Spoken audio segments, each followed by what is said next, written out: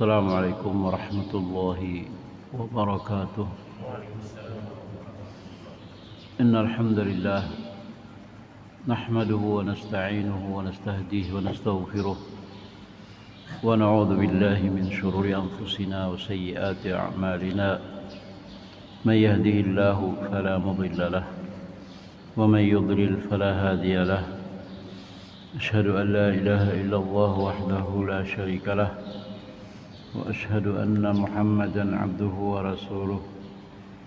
اللهم صل وسلم وبارك عليه وعلى آله وأصحابه ومن تبعهم بإحسان إلى يوم الدين. سبحانك لا علم لنا إلا ما علمتنا إنك أنت العليم الحكيم. ولا حول ولا قوة إلا بالله العلي العظيم. Bapak ibu jamaah salat subuh rahimani wa rahimakumullah. Alhamdulillah, kita bersyukur kepada Allah Subhanahu wa taala yang telah memberikan nikmat taufik dan hidayahnya kepada kita sehingga kita bisa melaksanakan ibadah atau salat subuh di masjid ini.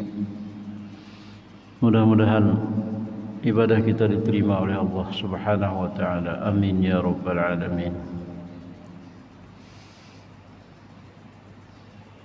Pada pagi hari ini insyaallah kita akan teruskan kajian kita yang berkaitan dengan surah An-Nur ayat ke-36 dan seterusnya. A'udzu billahi minasyaitonir rajim. Bismillahirrahmanirrahim.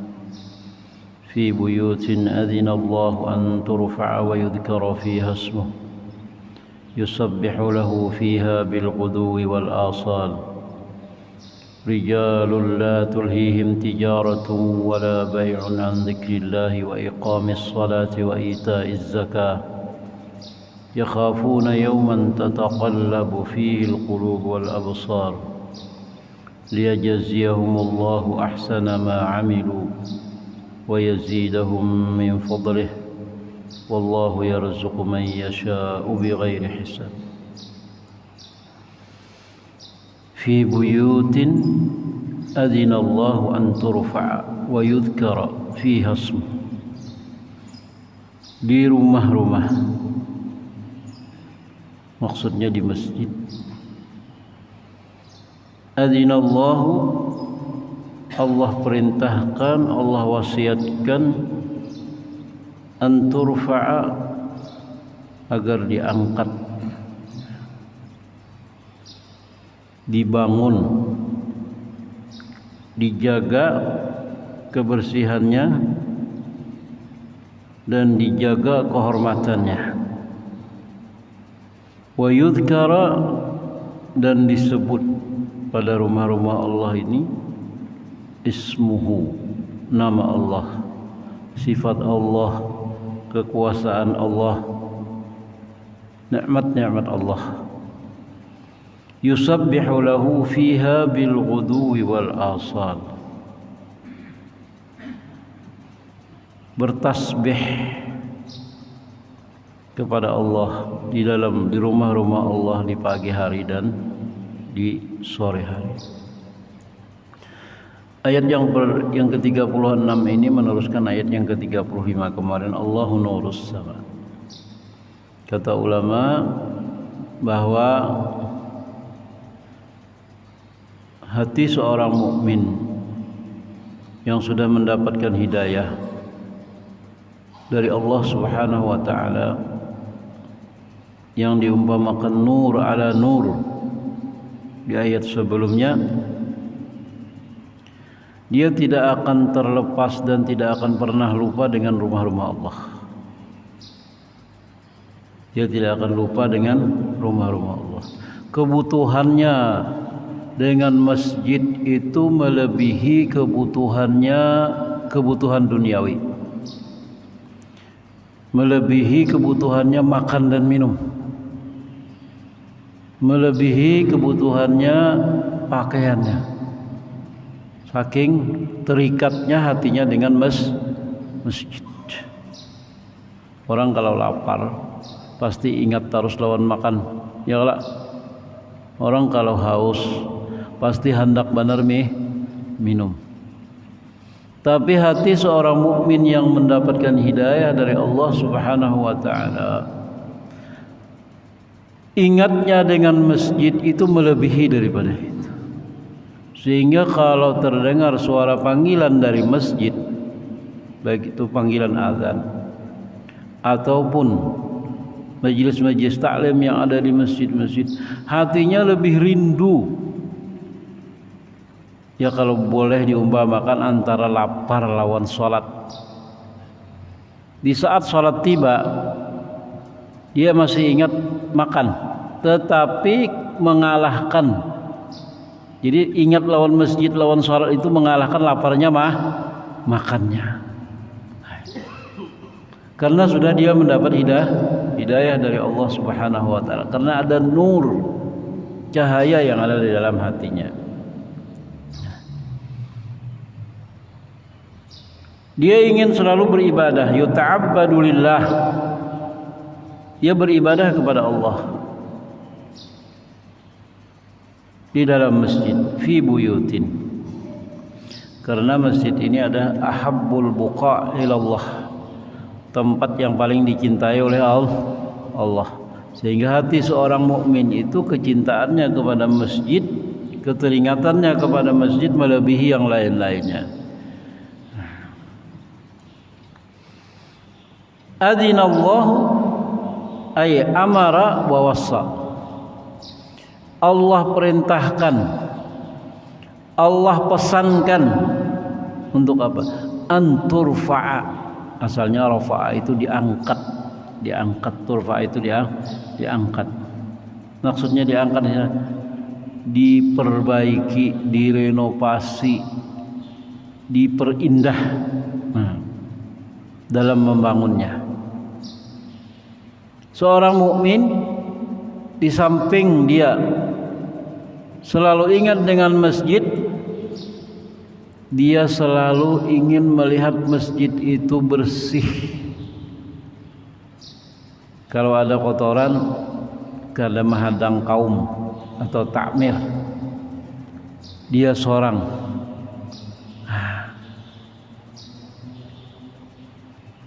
Kalau ada orang membangun masjid, dia ingin selalu ambil andil, walaupun umpamanya sedikit sesuai dengan kemampuannya. Karena hatinya sudah terpaut, terikat dengan masjid. Dimanapun dia berada, begitu melihat masjid umpamanya kurang bagus atau kotor, hatinya sedih luar biasa. Dan dia ingin masjid itu bersih dan dia melakukannya.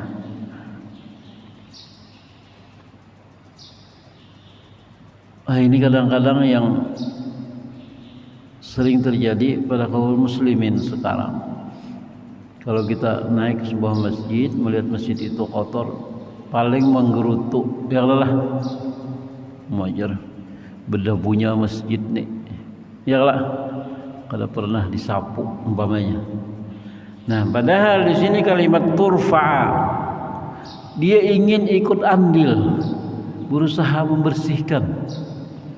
Jadi ada yang membangun, ada yang membersihi, menjaga, merawat. Ini Allah perintahkan ini, anturfa fi buyutin adzinallah anturfa.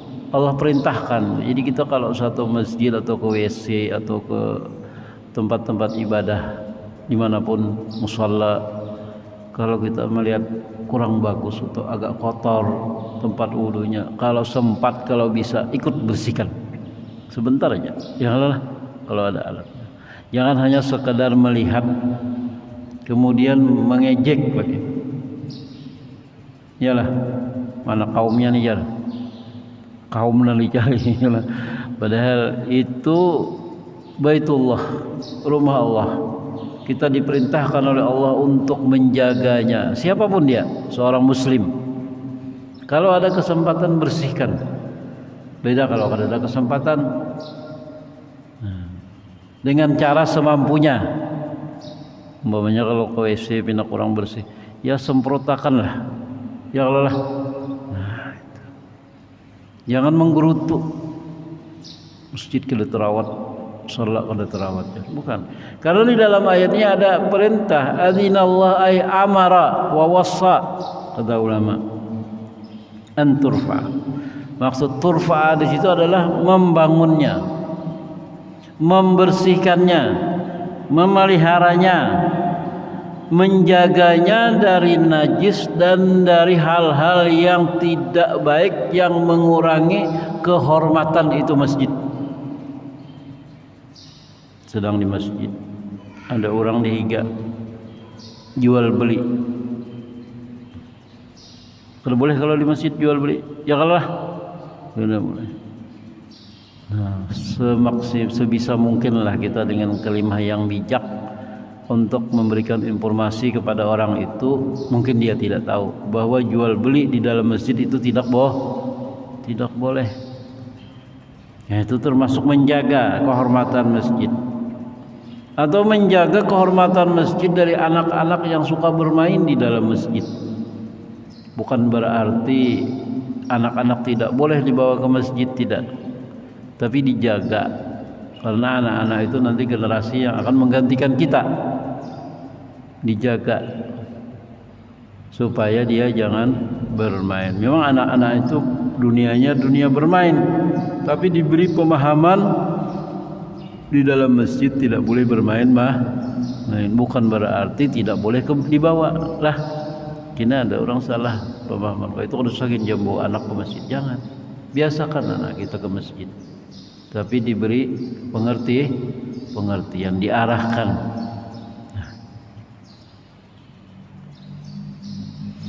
Dan menjaga dari orang-orang kafir, dan menjaga daripada meninggikan suara di dalam masjid. Ada kalau cerita waktu zaman Sayyidina Umar radhiyallahu anhu, ada seseorang berbicara sangat keras di dalam Masjid Nabawi. Kemudian Sayyidina Umar marah. Dia datangi orang itu. Katanya, kamu dari mana? Kata Sayyidina Umar menanya kepada orang itu. Dia bilang, saya dari Taif, dari jauh. Kata Sayyidina Umar, seandainya kamu orang Madinah, orang sini, sudah kupukul kamu yang tidak menghormati masjidnya Rasulullah sallallahu alaihi wasallam. Nah, bersuara nyaring gitu di dalam masjid.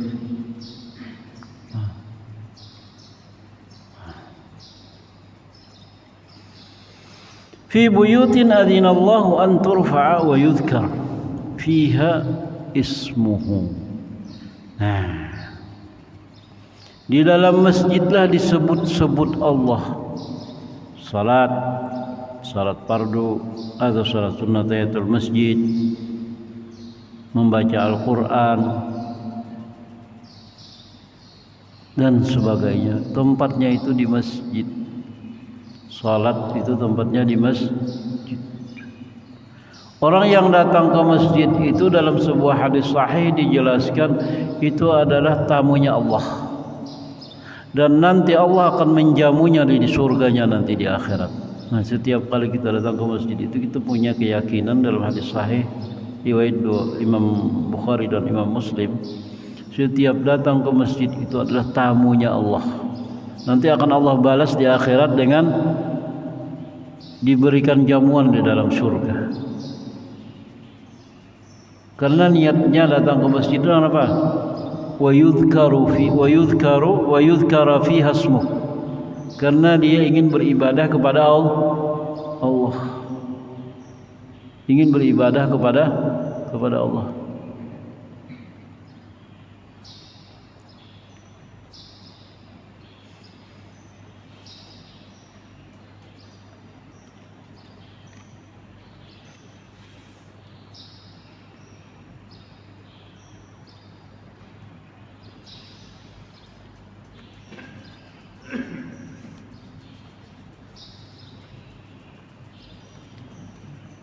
Di dalam sebuah riwayat hadis, ala inna buyuti fil ardi al masajid wa innahu man tawadda'a fa ahsana wudu'ahu thumma zarani fi baiti akramtuhu wa haqqun 'alal mazuri karamatuz zair. Kata Allah dalam sebuah hadis, ala inna buyuti fil ardi al masajid. Ketahuilah sesungguhnya rumahku di bumi, kata Allah, adalah masjid. Siapa yang berwudu dengan baik kemudian dia mengunjungiku di rumahku, maksudnya ke masjid, akramtuhu, pasti dia aku muliakan. Maka semestinya lah orang yang didatangi, diziarah itu memuliakan kepada orang yang mendatangi. Tapi dalam hadis riwayat Imam Bukhari dan Imam Muslim lebih jelas, itu adalah tamu Allah yang nantinya akan dijamu oleh Allah Subhanahu wa taala di dalam surga.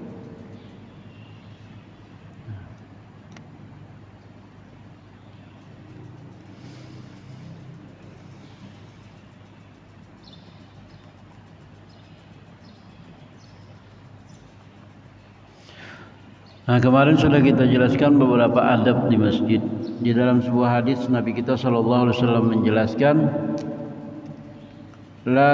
ada beberapa hisal, ada beberapa macam yang tidak semestinya dilakukan di masjid.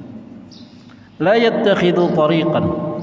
Yang pertama, masjid itu jangan dijadikan jalan. Kalau kita ada dapanglah. Kalau di Mekah mungkin, di Madinah mungkin.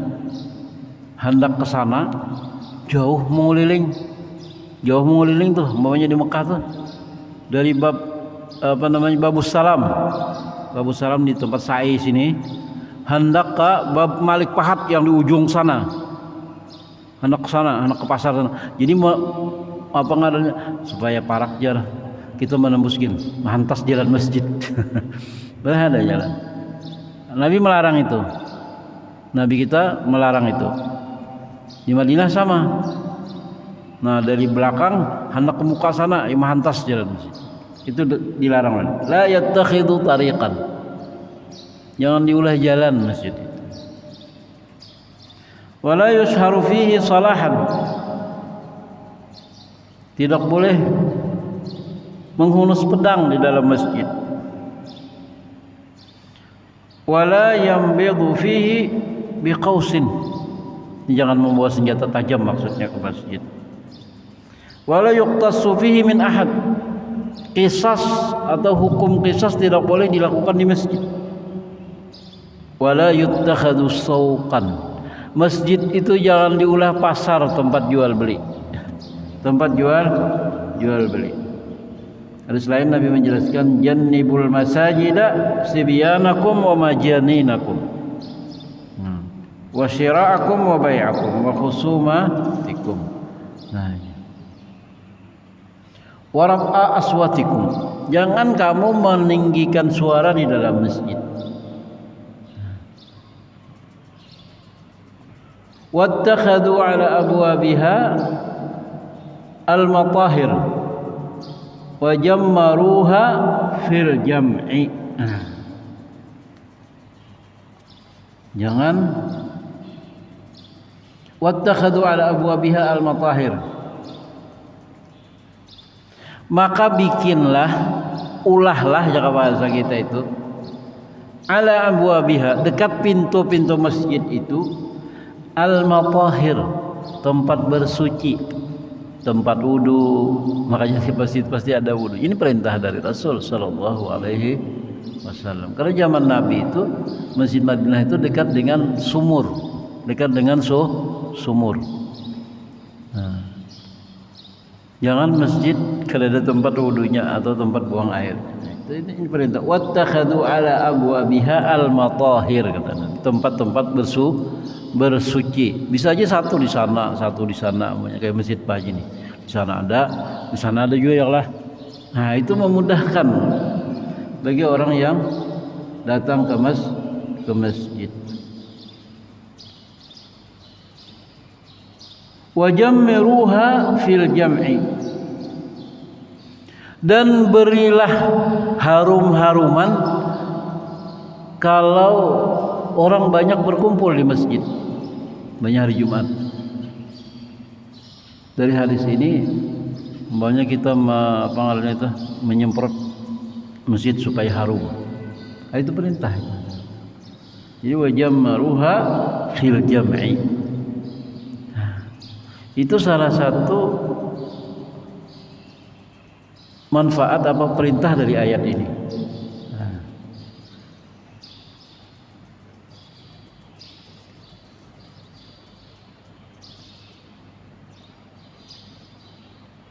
Kemudian ada hadis basyiril masyaina ilal masajid fi dhulmi bin nuri tam yaumal qiyamah. Berikan kabar gembira kepada orang-orang yang datang ke masjid dalam kegelapan. Bahari itu kan ada listrik, gelap, karena ke masjid itu gelap. Kalau kita sekarang tuh mungkin susah atau jauh. Bin nur, nanti akan mendapatkan cahaya di sisi Allah yang sempurna pada hari kiamat. Jadi nanti orang-orang yang sering ke masjid itu, berdasarkan hadis ini, hari kiamat itu nanti dia diberikan nur, cahaya sempurna. Cahaya wudu ya ada, cahayanya ke masjid itu ada. Kemudian bacaan-bacaan masuk masjid, keluar masjid kita sudah hafal semua itu. Sudah hafal bacaan kira-kira. Yudhkaru fiha ismuh yusabbihu lahu bil ghuduwi wal asar. Jadi di masjid itu tempat salat, di masjid tempat baca Quran, bertasbih, bertahlil, dan yang lain-lainnya. Di masjid tempat belajar ilmu, mudzakarah, i'tiqaf, dan ibadah-ibadah yang lainnya. Jadi imaratul masjid di dalam ayat itu ada dua macam. Memakmurkan masjid itu ada dua macam. Yang pertama adalah membangunnya. Orang yang membangun masjid itu dinyatakan oleh Allah Subhanahu wa taala orang-orang yang beriman. Satu. Yang kedua,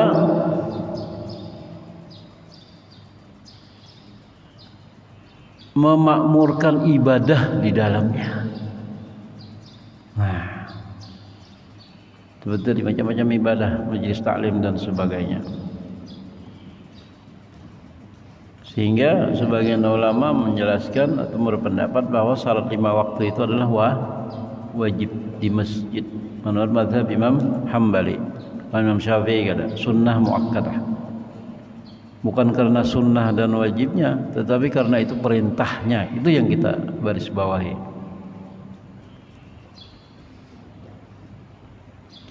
Kemudian Allah puji orang yang selalu beribadah di masjid, berzikir, salat, belajar, dan yang lain-lainnya dengan apa kalimat Allah? Yusabbihu lahu fiha. Tasbih itu adalah tanzihullahu minan naqais. Kita mensucikan Allah dari segala sifat kurang. Itu tasbih namanya. Artinya Allah itu sempurna. Jadi sifat orang yang ketujuh beribadah di masjid itu dia pasti akan mensucikan Allah. Yusabbihu lahu fiha. Kapan? Di pagi hari. Al-ghudu itu di pagi hari. Wal asar di sore hari. Di sore hari. Subhanallah. Ketenangan yang paling bisa kita dapatkan itu yang akan membawa kita kepada surganya Allah itu ada di dalam masjid. Ada di dalam masjid. Makanya kalau sudah kita di dalam masjid, jangan banyak berpikir yang lain. Karena kita masuk ke masjid itu untuk beribadah. Jangan berpender. Kadang-kadang orang ke masjid itu imbah sembahyangnya 5 menit, berpendernya di dalam masjid setengah jam. Janganlah. Jangan.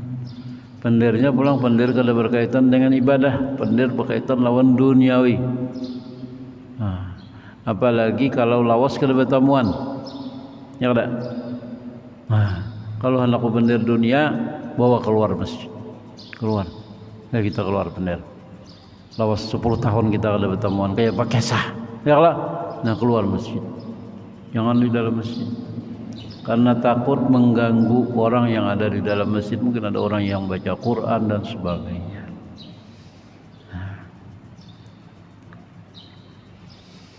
Jadi sifat mereka yusabbihu,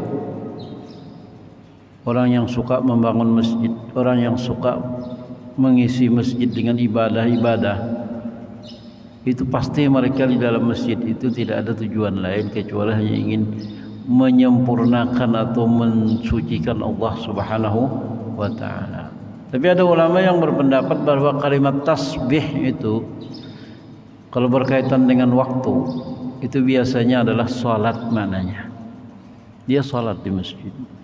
Dia beribadah. Yusabbihu lahu fiha bil ghudwi wal asal. Kenapa dari pagi dan sore atau subuh dengan maghrib ini atau asar? Karena waktu subuh ini kan waktu yang paling nyaman, belum ada kesibukan. Ya Allah. Kalau sore waktu-waktu kita ingin mengistirahatkan jiwa kita kepada Allah Subhanahu wa taala setelah kita bergumul dengan duniawi. Ya Allah. Kita seharian bekerja dengan bermacam-macam persoalan.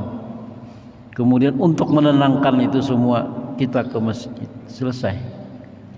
Supaya fresh lagi. Itu orang mukmin.